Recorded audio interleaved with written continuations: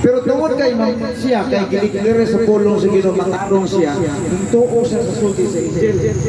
Mangutana ko niyo gadto. Mutuo ba mo nga ang Bible pulong sa Dios? So kung mutuo ka nga pulong sa Ginoo, maniklarar ka nga parehas ka niyo siya, gitawag matarong.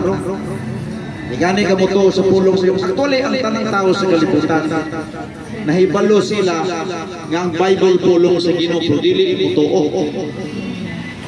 Dili mutuo. Tanang tao nahibalo ba yang ang Bible pulong sa Ginoo, dili ba tanang tao mutuo? Igurang masayo. Now, karon. Pagsulti sa Angel of the Lord, gitagaan pa yun sa kumplito nga detalye, dili lang kay sulti ang Angel of the Lord niyo siya ang iyang ibuntis lalang sa Espiritu Santo. Gitagaan pa yun siya og ngalan, mataba niya magsabak siya batang lalaki nganli sa Jesus kay luwason niya ang iyang katawan.